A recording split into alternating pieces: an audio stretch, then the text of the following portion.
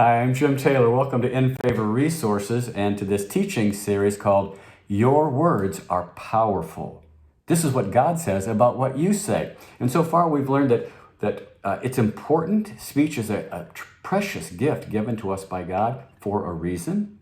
And we've learned that what we say really matters, that God will judge our words and that our words will even judge us. And in this video, I hope to show that our words have an impact, a tremendous impact on ourselves, on those around us, and on the world. So you'll want to download your handout from infavorresources.com. You're looking for the third video in this series, and it's got two sides, so make sure you print out both of them. A lot of scripture on there that I won't read because I'm trying to keep these videos short, but there'll be lots of things for you to read, to study, and to think about. So first of all, I just want to stress that our words have an effect on us. Our words are like boomerangs. They come back on us. Proverbs 12 on your handout. An evil man is trapped by his sinful talk, but a righteous man escapes trouble. From the fruit of his lips, a man is filled with good things. So your good words bring good things. Proverbs 14, a fool's talk brings a rod to his back, but the lips of the wise protect them. Proverbs 18, a fool's lips bring him strife, and his mouth invites a beating. A fool's mouth is his undoing, and his lips, get this, his lips are a snare to his soul. Now those are pretty powerful words about our powerful words. You have a quote there from Kenneth Hagin. Words are more important than a lot of people realize. Words make us or break us. Words heal us or make us sick. According to the Bible, words destroy us or make us full of life, happiness, and health. Our words, the words that we spoke yesterday, make life what it is today. So our words have an effect on us. Secondly, our words have an effect on other people. And this can happen in one of two ways. One of them is positive, and we'll start with the negative one. First of all, our words can destroy, torment, cut, and trouble others. Proverbs 11, with his mouth, the godless destroys his neighbor. Job asked, how long will you torment me and crush me with words? 10 times now you have reproached me. Shamelessly you attack me. And he's not talking about fists or knives or swords. He's talking about someone's words. Psalm 64:3, they sharpen their tongues like swords, and they aim their words like deadly arrows. Proverbs 12, reckless words pierce like a sword. And we sing, words can never harm me. Oh, yes, they can. Proverbs 16, a scoundrel plots evil, and his speech is like a scorching fire. A perverse man stirs up dissension, and a gossip separates close friends. Oh, our words can have an awful impact on others. There are two very powerful images on your handout. I just want to point them out and think about these. One is of the little boy there on the first page. And you can see that a hand is choking him around the neck. But it's not a human hand. It's not a physical hand. It's hurtful words that have been spoken to him or about him. And if you look really close there, you'll see some of the words are fool, worthless, fatso,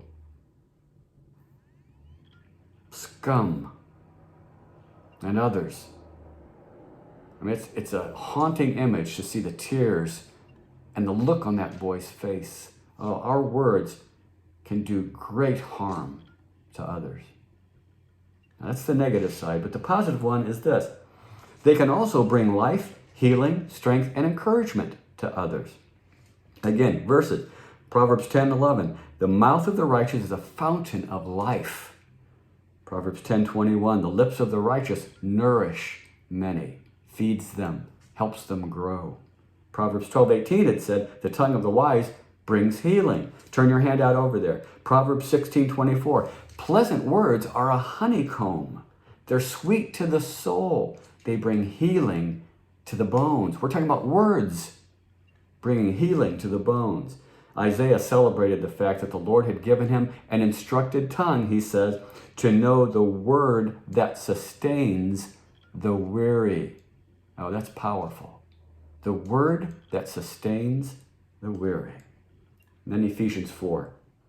Do not let any unwholesome talk come out of your mouths, but only what is helpful for building others up according to their needs, that it may benefit those who listen. What are they listening to? Your words. Now notice that second image on your handout on the back there. It's a young woman who needs a hug, and she's getting one. But it's not a physical embrace. She's being comforted by the right kind of words. Curtis Vaughan says in the box there, the tongue can sway men to violence, or it can move them to the noblest actions. It can instruct the ignorant, encourage the dejected, comfort the sorrowing, and soothe the dying. Or it can crush the human spirit, destroy reputations, spread distrust and hate, and bring nations to the brink of war. And read that paragraph on your sheet there by Warren Wiersbe. Like everything else that he writes, it's worth your time.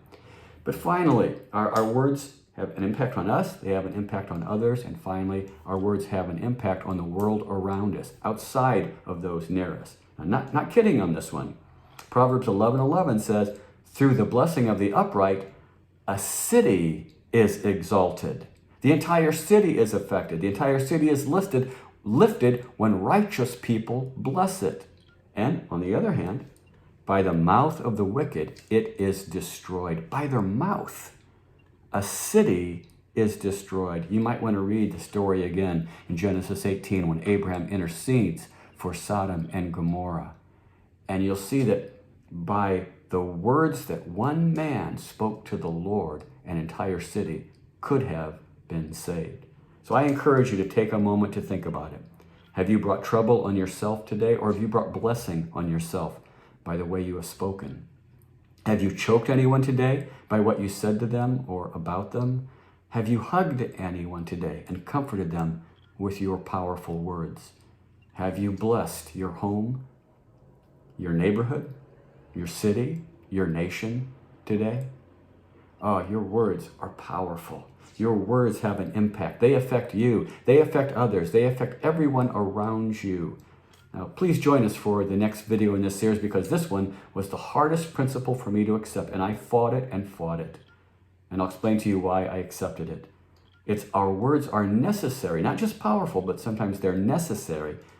Sometimes we have to say it to see it happen. Join us for the next video.